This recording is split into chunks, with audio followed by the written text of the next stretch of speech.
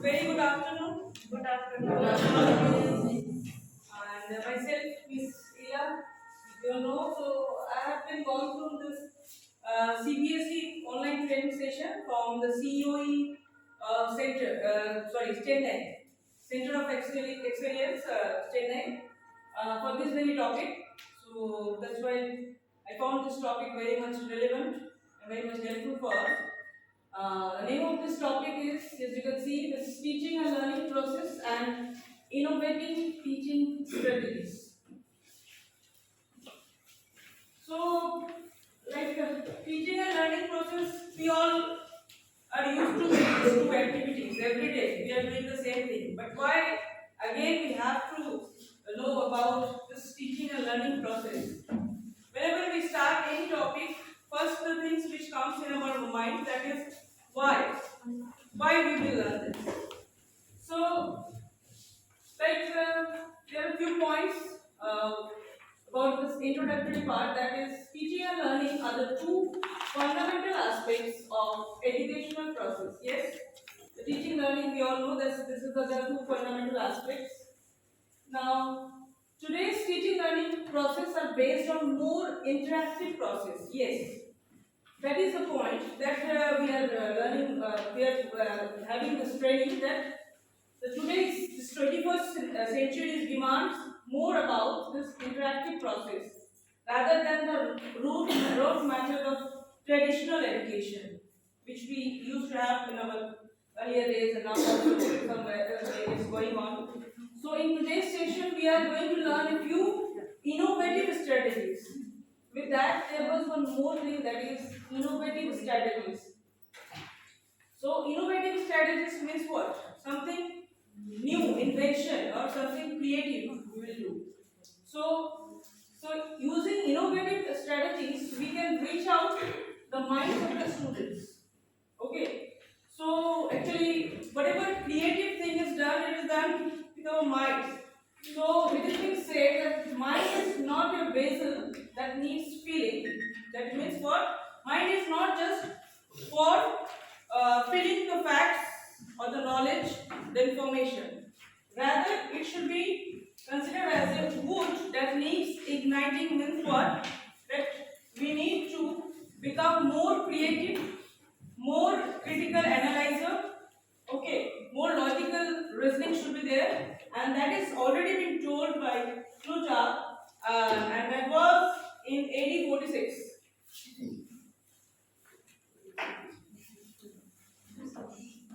So now the next is teaching and learning as interactive process. How can we say it is an interactive process? If it is a rote method, only the instruction we are giving, we are writing in the board, and the instruction is given, and like it looks like a one-way method. Only the teacher is saying, and the students are listening, they are obeying the instruction, or sometimes they understand, sometimes they don't. They are having lots of confusion. So in that way, the teaching learning becomes not much interactive. So it should be taken as a two-way communication where both of them, the teacher as well as the learner, equally involved throughout the process. A teaching can be say interactive only when the need and situation changes. So when we say teaching can be said interactive, whenever the need, like in 21st century scenario, we can see with this COVID pandemic itself, it has given a proof that we just cannot rely on our traditional method. We have to switch on.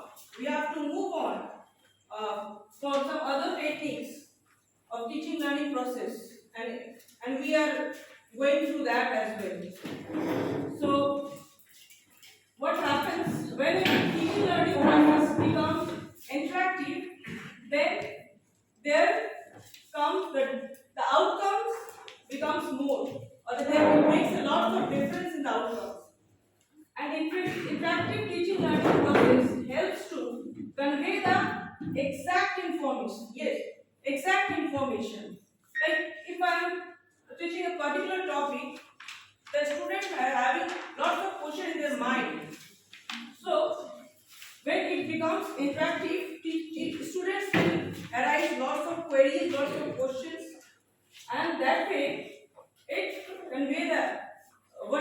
queries will be clarified, then it conveys the exact information. Their doubts, their confusion, their concept will be clarified. That should be our moral, more focused part. Now, next, last one is the helps to increase the in-depth knowledge. Again, the same thing like that. That student will get to know about that particular topic or that particular subject in depth or in details.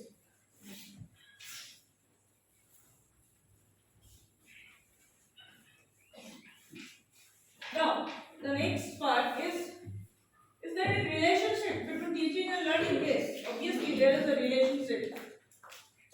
What are those? Like both teaching and learning can be formal and informal. That means what? Formal means like within a setup, in a school, in a classroom. Okay, there are periods, there are classes, students, teachers. It's a formal way. And when we can say it's formal, informal, where we can learn it from anywhere, at any place, at any time. That becomes so. It's not like that teaching is only confined within our school only. It is huge. It is huge prospect. Okay, both are goal oriented. Obviously, teaching has some goal. We teacher have our goals. We do lesson plans as well. Okay, so we are having a goal that much target we have to achieve within this time period. That much part we have to cover. Similar way, the learning is also a goal, should be a goal oriented. How much we have understood. It should not be like that okay, that this question we have learned, okay, this is the answer of this and this is the answer of this, we got this marks and this is just over. If it, because the present scenario is demanding that globally we have to change. That was the traditional concept. Okay, that just getting a good marks. But now this present scenario is demanding that we have to think globally. Okay, that's why our Honorable Prime Minister has also emphasis more on this NEP 2020. Also, if you can see that the more emphasis has been given that Naya Bharat. So to build our student in life that way that they can impart some good to our society, they can build build themselves holistically, overall development of a student, so that they can contribute to our society, they can make our contribute to our country. Only one can observe teaching.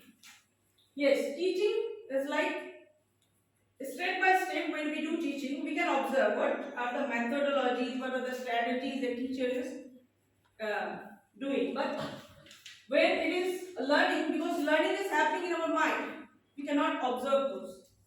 Okay, it is totally an internal process. Good teaching result in good learning. Obviously, if there will be good teaching, there will be a good learning as well. And similar way, only good learners become good teachers. Teaching is a social process.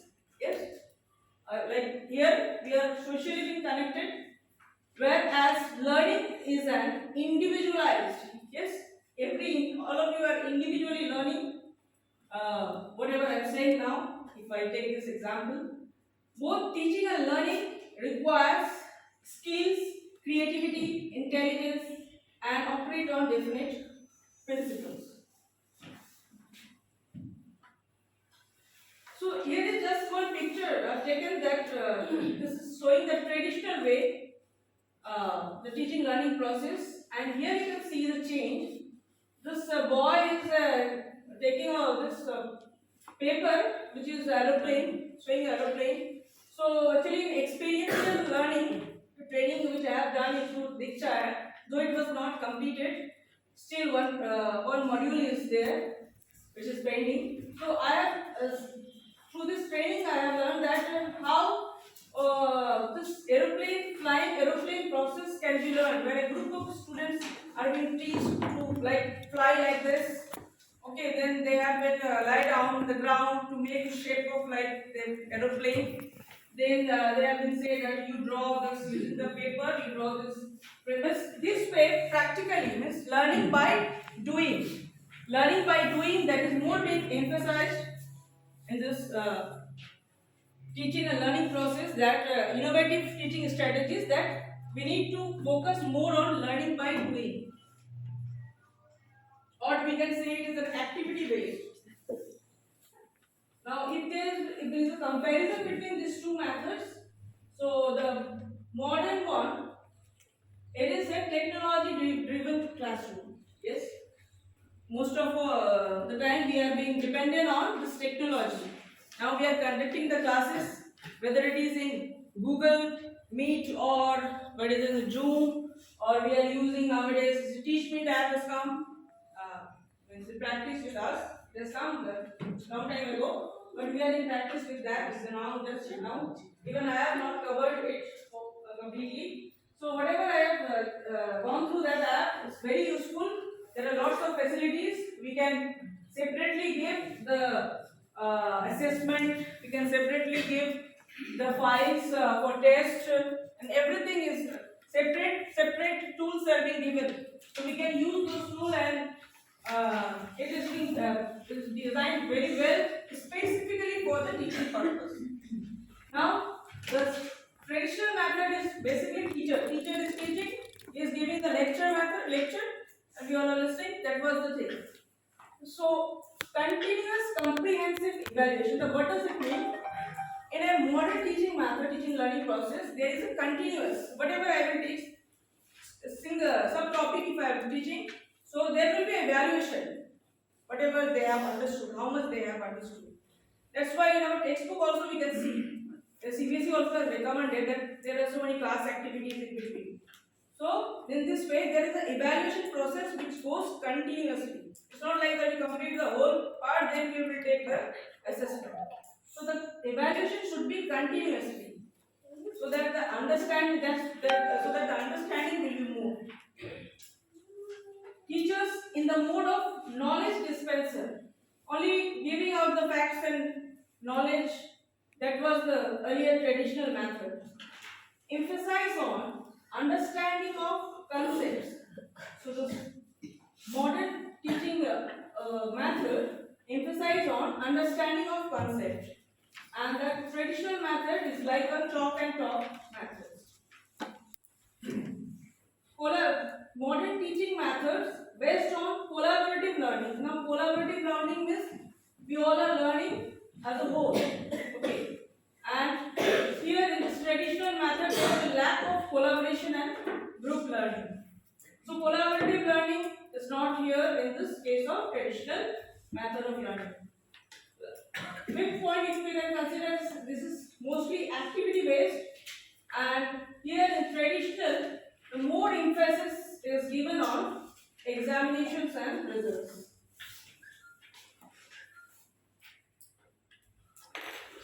Now, ways to create innovative learning spaces. So, we have to create something new, something creative to make it more interesting, okay, more fruitful for the students, for the teachers, and all of us. So, how can we do that? So, first of all, we have to create the awareness of like importance of creativity. How, with the help of this creative thought process, we can make our teaching learning process more and more innovative. Create active learning environment. By creating active learning, yes, I can give just example of this. Actively we have to participate. We have to learn by the things by doing it. Third is ask open-ended question. Open-ended question means whenever we are asking a question to students, it should not be like given the options, 3-4 options, you have to select the one. No, we should give an open, vast area of sharing their views. That these are all being important in foreign countries. They are doing like that.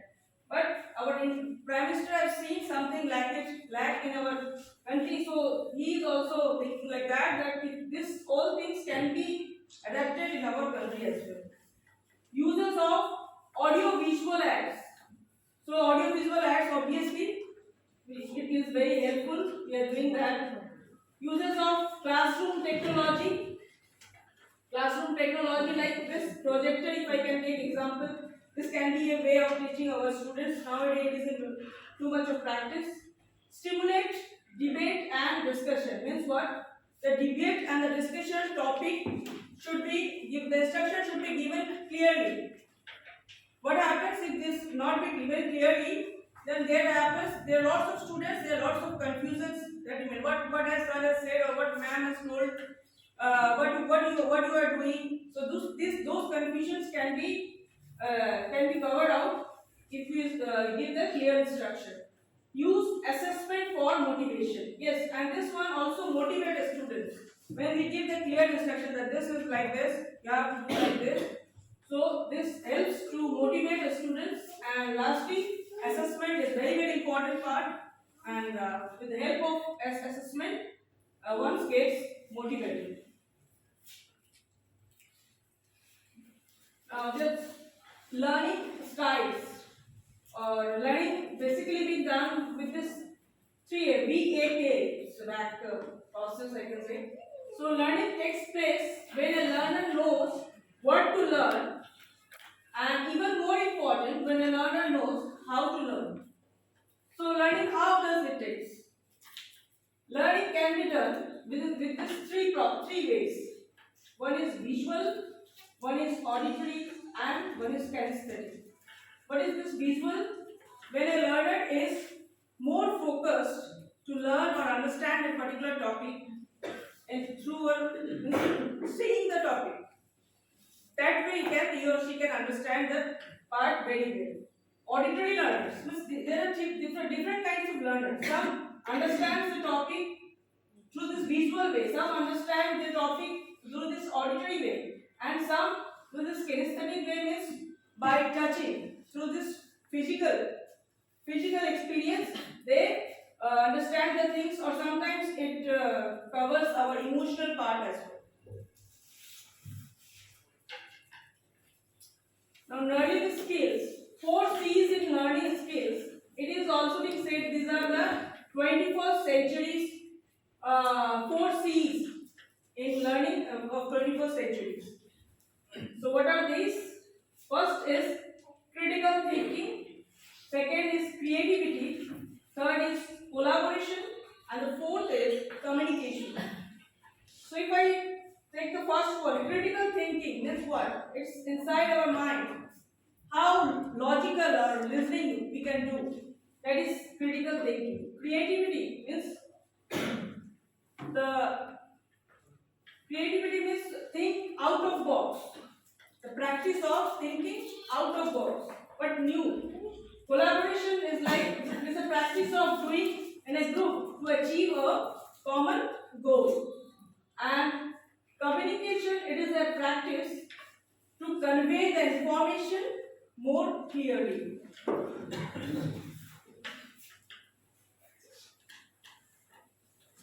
ICT as an innovative teaching strategies. I have taken this because we have learned that there are so many innovative strategies. Like I said already that playway method,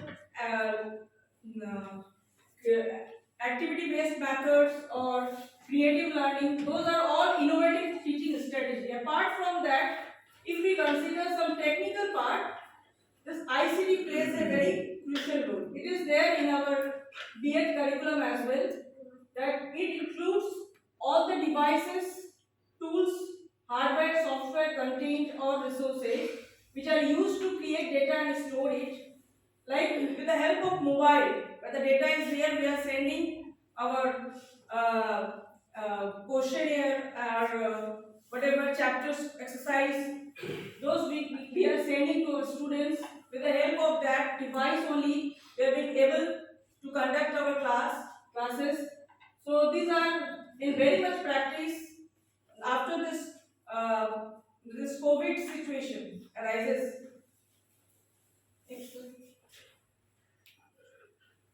So need of ICT in teaching, it is very much of need. So as we have seen that since the COVID-19 pandemic situation, ICT is very helpful in teaching learning process. the classroom needs are changing day by day. The students are getting smarter, and to deal with their smartness and to fulfill the gap between the teaching and learning, use of ICT is necessary in classroom. Teaching and learning process can be enhanced a lot with the help of ICT. So with that, this topic is over. So if anybody is having any doubts or any suggestions, anything you want to share, then you can share.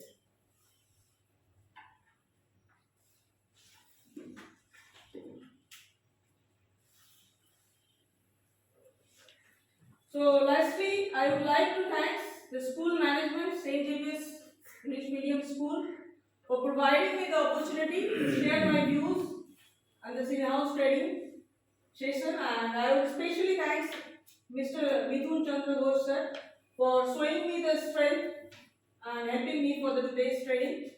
And last but not least, I sincerely thanks to all of you, all my beloved colleagues, for listening to my words and successfully completing today's sessions. Thanks to all of you.